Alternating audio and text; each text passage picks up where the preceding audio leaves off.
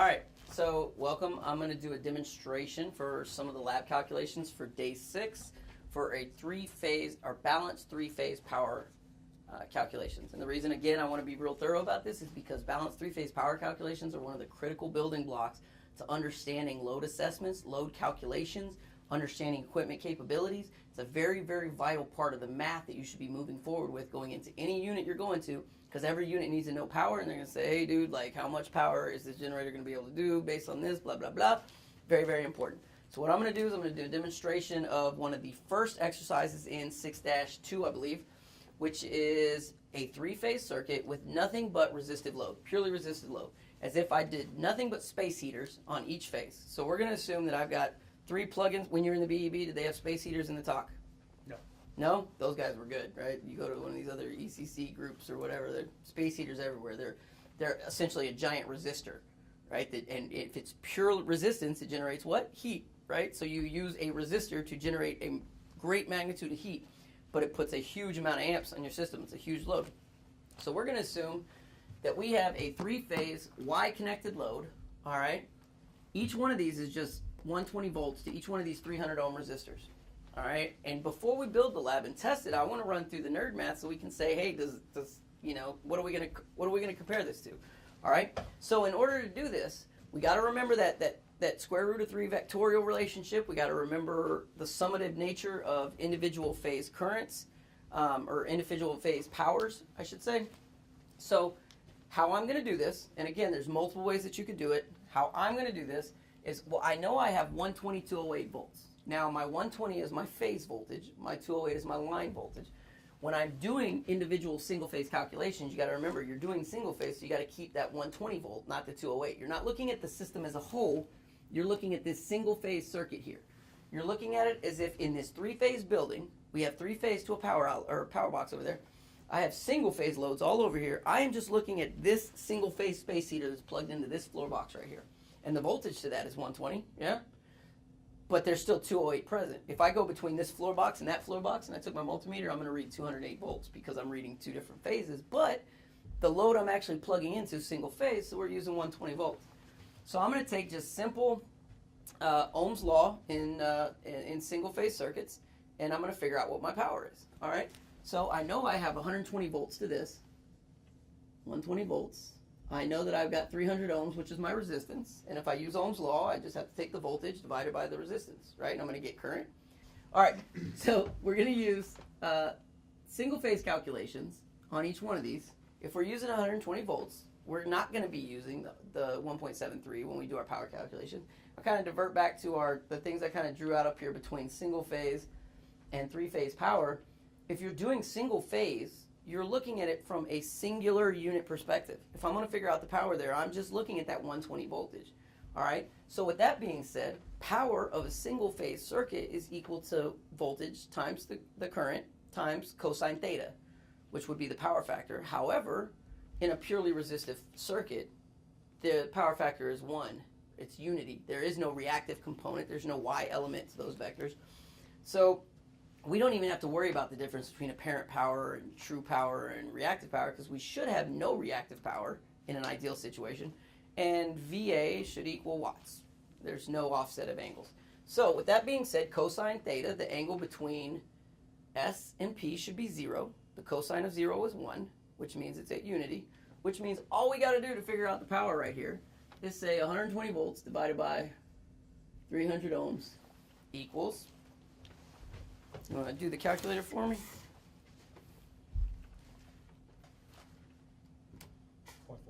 0.4. 0.4? Awesome. 0.4 amps. Now with this, we might actually be able to keep 120 on there. 208. Okay, so now that's just one phase, correct? All right, so if I was to do that on every single phase, I mean, I could be very repetitive and I can do it, or I could say, well, I know it's a balanced three-phase load because I got the same amount of load on each phase. I can just multiply that times 3, right? And that's my total power. P sub T equals the sum of all powers in the circuit. So it'd be sum of P1 plus sum of P2 plus sum of P3, or PT equals P1 times 3, which is going to equal, all right, well, let me back up. Let me do the power now. There's a couple different ways we could do the the power. Actually, I said that was power up there. The 0.4 is actually the current going through that. This is the current. Now I need to figure out what the power is before I sum that. And so how would I figure out the power? Pick one, just any one. And would you use 1.73? Not sure. No, you wouldn't. Good answer. No, you wouldn't, because you're still looking at it from a single phase perspective. And so we can look at that silly wheel of power calculations over here, and really, because we just solved for current, we could have picked any of these.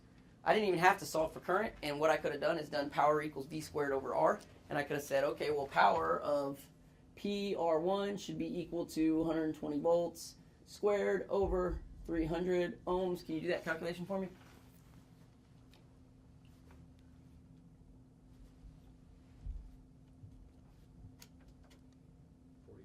What is it? 48? 48?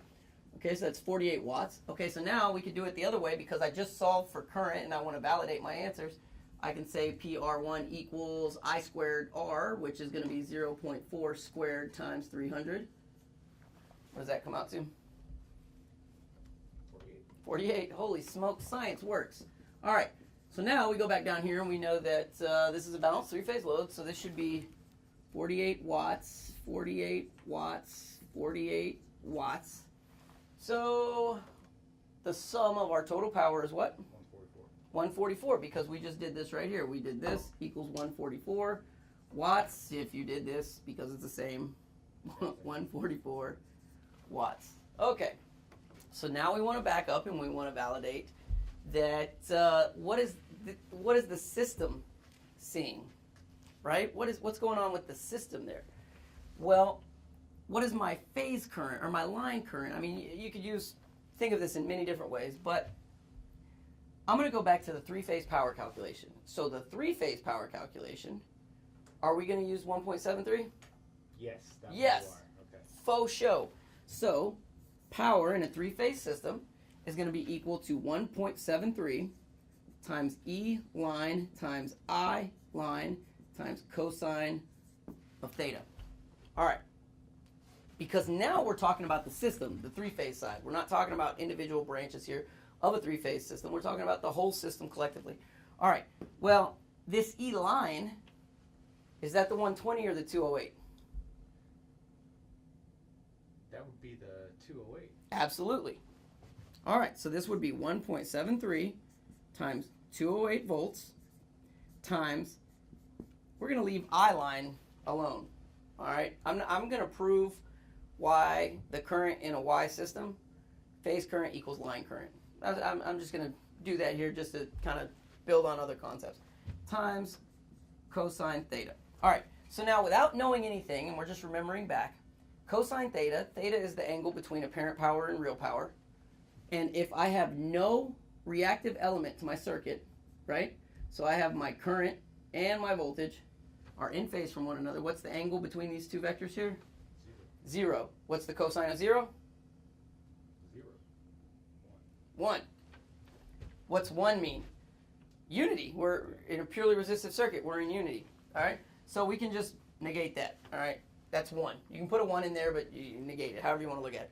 All right. So now I know my power total, this is P sub T of my system, is 144 watts. And it equals that. Well, that means that if I do some algebra and I take this whole thing here, move it over to here, I get 144 watts divided by 1.73 times 208 volts equals I sub L. Can you do that calculation for me, please?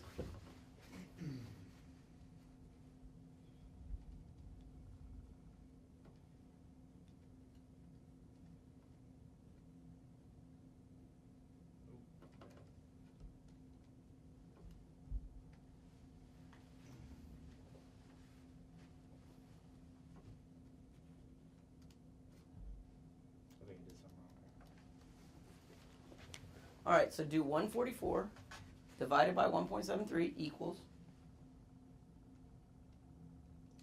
and then divided by 208 equals. Divided or multiplied?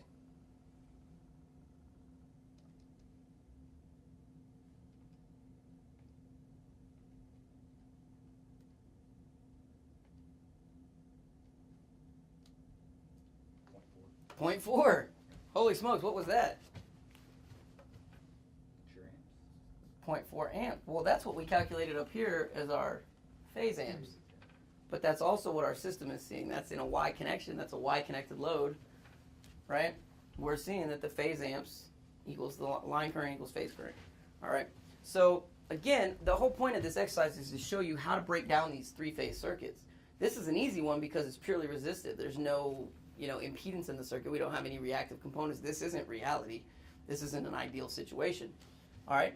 But what we're seeing, though, is that we attack these single-phase things, and then we use summative properties here, and then we can go back with the three-phase thing and see what the system is seeing as a whole, all right, and kind of validate some stuff, too, at the same time.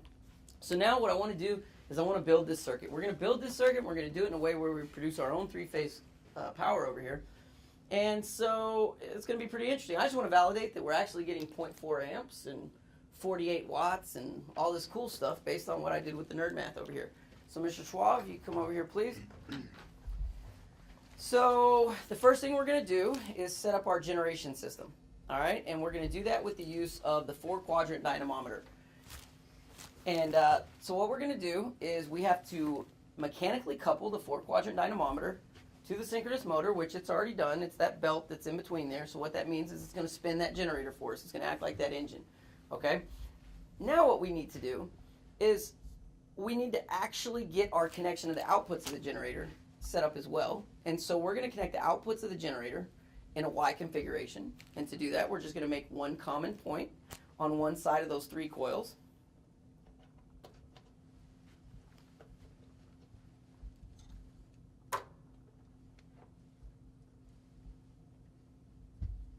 All right, so now what we're going to do, and in looking at this right here, we've got our Y-connected generator right there. So now I want to run up and I want to connect the loads to each one of these phases. And so in order to do that, we need to make sure we want to put a current meter in there. So I want you to take from A phase and run it to the first current meter. You might need one of these blue ones. You can go ahead and use one of these blue ones. It's a little bit more.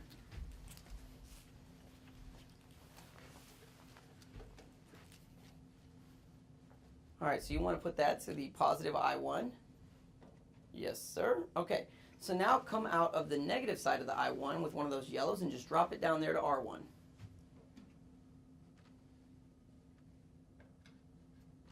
All right, now do the exact same thing to B phase and C phase.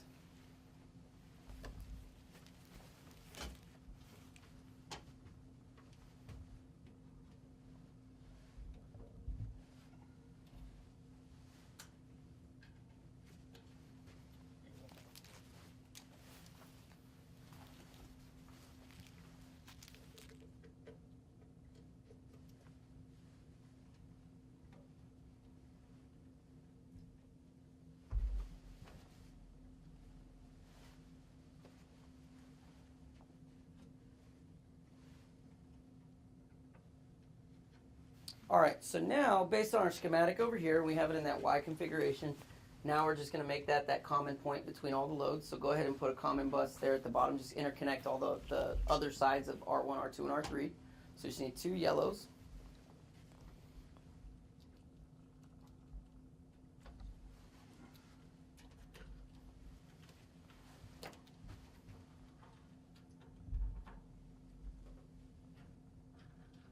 All right, awesome. So now we also want to meter the voltage across each one of these loads so we can kind of see what's going on there. And in order to do that, we need to hook up our E1, E2, and E3. So you want to take some red leads and go reference the top and bottom of each resistor on E1, E2, and E3. And you might need the red ones just because I think it's going to be just out of reach of the yellow ones for the bottom.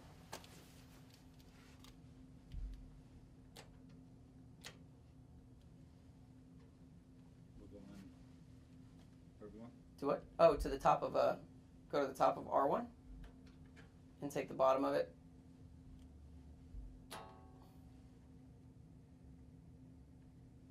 Bottom of the R1 to the negative of E1. Yep. For each phase? Yep.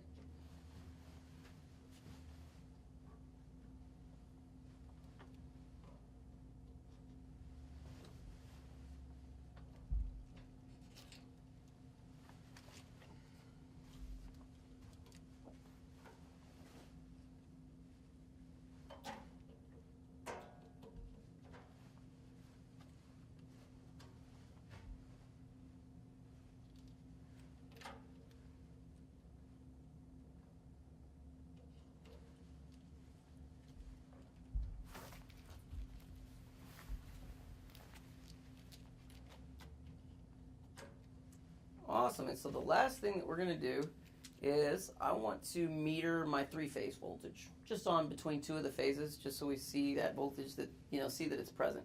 So I want you to hook up E4 down to the contacts on the generator between phase A and phase B.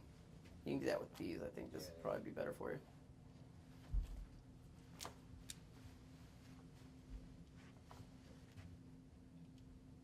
Yeah, you can just take that to A.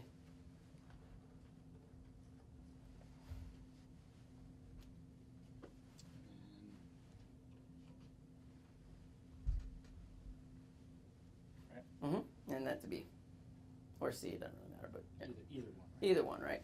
And so I've got my gauges pre-set up here. I'm going to go ahead and turn on, well actually E4 is already on, so we'll have E4 be that one that's phase to phase, that's our line voltage. Alright, so now you got the last two leads in your hand, which is perfect. So what I'd like you to do is go ahead and hook up power to our exciter field on our generator, so that when we get this thing up to speed, we can actually provide the voltage and create the magnetic field in order for the generator to actually work.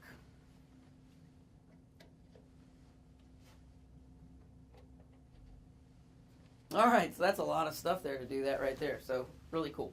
Alright, so now let's get our prime mover going. So go ahead and turn on the power to the 4-quadrant dynamometer. That's that switch above the plug. Alright, now once that boots up, you want to make sure you just hit the function button one time, and it should say clockwise prime mover down there at the bottom. Clockwise prime mover. Alright, so again, we have our speed set right now on that top left of that quad chart to about, what's that say? 1981. Why are we putting it at 1981 if we really want what? What are we looking for? 60 hertz. We're looking for 1800. We're looking for 1800, right? Because in a 4-pole synchronous generator, it's some science there. So we need 1800. We're setting that at 1950, so that once the load hits that dynamometer, it levels out where we want it at about 1800. So go ahead, if you're ready, hit the start button.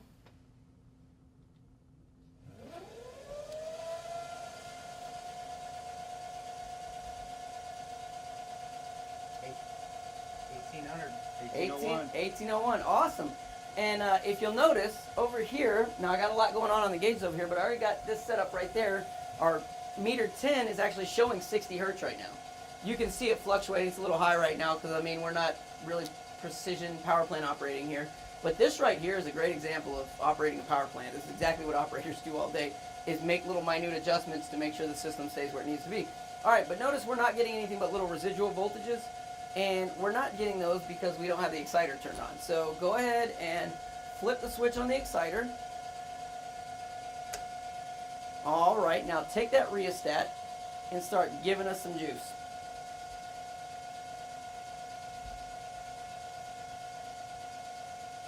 Oh man, we don't have anything. Why don't we have anything?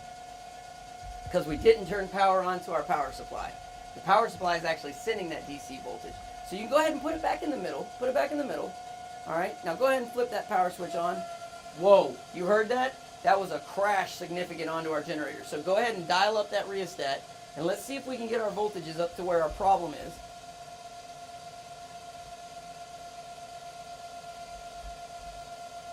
So we're about, 98, 99. We're so close. Dial it all the way up. Give us everything you got. Oh man, we are so, there we are, 118, 119. We're there. All right, are you maxed out? Nope. No? Give it some more. Give it a little bit more. There, stop, right there, perfect. That means that 0.4 amps on a 3-phase system is exactly what the Secretus generator can handle, which is awesome. Okay, all right, so right now, what we're reading is we're reading that 119.5, 119.7, which is roughly our voltage that we're looking for in our problem. All right. We have our resistance values set on here at the same thing they are over here, and we got that 300, 300, 300. So now tell me what the meters say for our current for each one of those resistors. So, Second row, first three on the second row. so yeah, right at 0.4. Right at 0.4. I'll be gosh darned. All right, right at 0.4. Okay, so now that just kind of confirms that the simple part of the single-phase Ohm's law works, right? That's not really cool. All right, well, we've got, let's see. Oh, man, we got to dial this up a little bit, too, because we dropped in speed when we increased our load. So let's do this. you're going to see our voltage jump a little bit. So I need you to operate with me here in a second. Dial down the rheostat just a hair as I increase speed. Dial it down, I'll tell you when. Keep going. Stop. It's good. All right, so all I'm doing there is I'm just getting right back to our character. We just want to maintain 60 hertz, 120 volts, right? We're power plant operators. We want to provide good power to the customer. See, we're still maintaining that 0.4. That works out. All right, so now what we want to do is now I want to confirm my power totals. Well, I've already got it set up to where the bottom 3 on the left should be giving us what our power is for each one of those individual resistors by looking at the current meter and the voltmeter on the individual resistor and then doing the math for that. And so what are we reading over there as our power?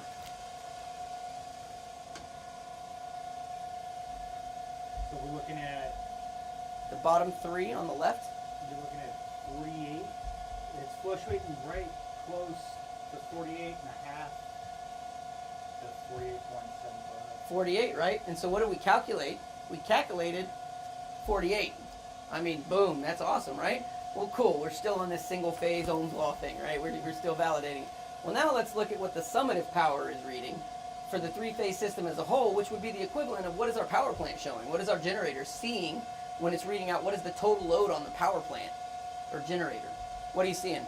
That's 144, right? 144. And what did we calculate? Well, with P sub T times 3, or P sub T equals that, we got 141. So what we're doing here is just clearly demonstrating that the Ohm's law, in reference to single phase loads, and then culminating that with a summative power, is going to work out. And then simultaneously, I just worked the math backwards to show you the 3-phase relationships. But notice, in this 3-phase system, I got that 3-phase power without using any 1.73, but only because I looked at it from single-phase perspectives. That's it, right? So I could have given you this problem backwards, and I could say, well, you're trying to figure out what the what the resistance value is for each one of those resistors, based on your generator it's a balanced generator, balanced 3-phase load, and we're running at 144 watts, right? Well, then I'd need that 3-phase formula, and I'd work it backwards in order to get my I line. And if I got my I line, I know I line equals I phase, which would be that 0.4. And now I could take that Ohm's law and some single phase calculations and work it backwards and say, well, I know I got 120 to it, so 120 divided by that I line, I phase, which is the 0.4, should give me 300 ohms. So now I can solve for what the load, you see there's reasons you would go forward and backward. But in this case, in this purely resistive circuit, I was able to sum all those powers without ever using the 3-phase system. It's just 3 independent single phase systems. Yeah? So this is simple enough, and again, the major importance of testing out these circuits on here is so you can build and validate what you calculate and then what's reality. And then it's like, okay, I trust it now. Because if you're like me, you don't trust it. So thanks. We'll move on to a harder problem here in a minute. Thanks.